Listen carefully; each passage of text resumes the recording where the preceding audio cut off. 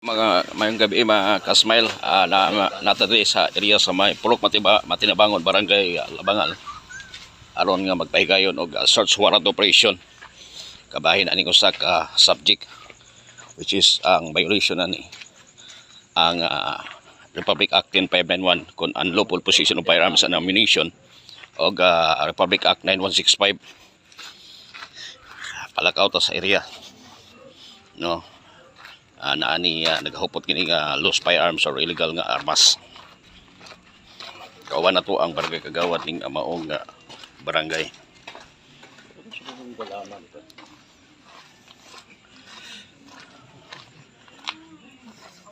Na pindaw na pre. Third na. Ano na to? No, dito.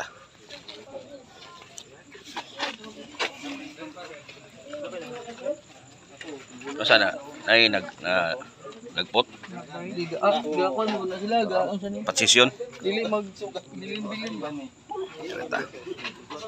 ano na pin down kaning duha ka individual basahan kini og search warrant kining subject ato balikon search warrant operation kay sa may Pulok Matinabangon, Barangay Labangal, Ciudad Jensan.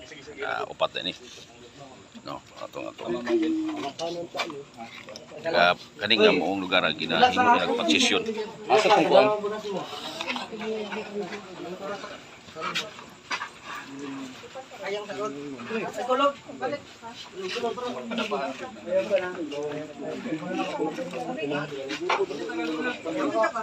Basahan ni ang subject og search warrant.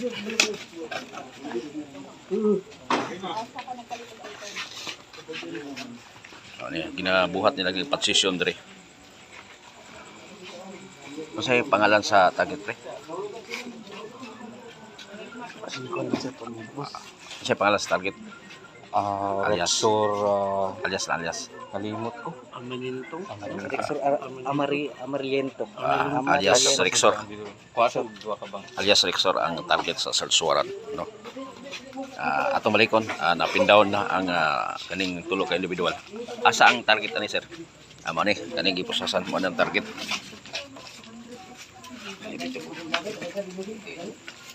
Si alias Rexor. Kani ang iyang mga kaubanan, no. Ato ning sutaon ron mao na ko ginabuhat nila ning pagsisyon kaning mao nga area dire.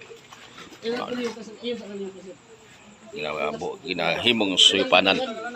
Sayod kita nga ang Barangay Labangal usapod ang matawag nato nga daghan ang pagkuyanap aning illegal nga droga.